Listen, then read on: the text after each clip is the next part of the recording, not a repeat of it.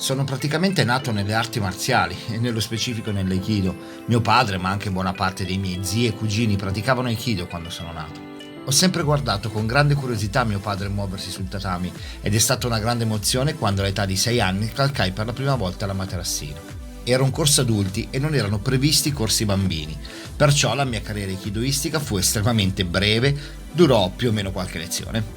Ma appena l'età me l'ha consentito, è stata una naturale scelta quella di percorrere la via dell'armonia. Sono stato per molti anni allievo di mio padre, ma crescendo, in età e grado, sviluppai il desiderio di esplorare il vasto mondo dell'Aikido. Negli anni a seguire ho avuto infatti la possibilità di incontrare diversi maestri che mi hanno consentito di fare molte esperienze, sia positive sia formative. Diversi anni fa, mosso ancora dallo spirito di studio, di conoscenza e di voglia di ricerca nell'Aikido, andai ad un seminario per conoscere il maestro Daniel Toten.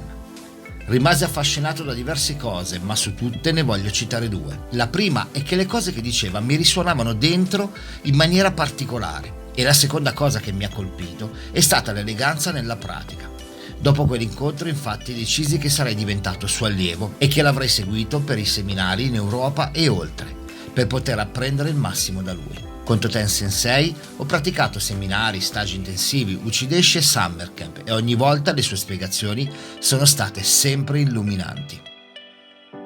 Quando a 28 anni ho capito che la mia vita sarebbe stata sul tatami e ho deciso che avrei aperto un dojo privato avendo come obiettivo quello di diventare un docente professionista di Aikido, cominciai a tracciare la strada che mi avrebbe condotto al mio obiettivo, una strada che nessuna delle persone che conoscevo aveva ancora mai percorso o tracciato.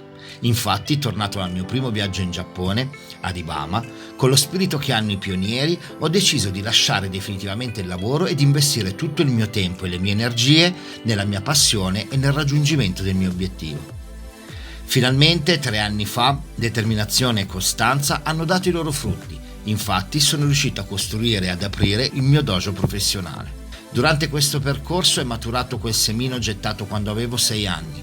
Quel ricordo di assenza di corsi per bambini mi ha spinto a creare un metodo teorico-pratico dedicato agli insegnanti che lavorano o che vogliono approcciarsi alla pratica con i più giovani o i giovanissimi. Primo e per quel che ne so unico nel suo genere, il metodo Aikijoko è poi diventato anche un libro, che è stata la mia prima pubblicazione. Dopo anni di intenso allenamento, studio e ricerca continua, pur considerandomi sempre uno studente, metto sul tatami durante le mie attività di docenza da allievi ed insegnanti la mia esperienza di oltre 25 anni di pratica quotidiana, portando formazione di alto livello durante i miei seminari e corsi dedicati ai docenti che tengo abitualmente sia nel mio dojo che in Italia. Ogni giorno dedico del tempo a sessioni di allenamento dentro e fuori dal tatami, praticando quotidianamente la via dell'armonia, Wanomichi. Oltre all'amato Aikido, seguo altre discipline che reputo adesso molto affini. Infatti, ho affiancato all'Aikido la pratica dell'Ashtanga Yoga e della macrobiotica. Tutte e 3 queste discipline hanno lo scopo di trovare l'equilibrio tra 2 principi, Yin e Yang, pieno e vuoto, Irimi e Tenkan, e tutte e 3 hanno lo scopo ultimo di migliorare l'uomo. Infine, scelte etiche ed ecosostenibili fanno da bussola nell'orientamento della vita di tutti i giorni. Sposando completamente la filosofia del Wanomichi, ho implementato le quotidiane lezioni di seminari con esercizi specifici dedicati proprio all'Aikido, con lo scopo di radicare i principi della pratica e preservare e rendere flessibile, reattivo e pronto il corpo.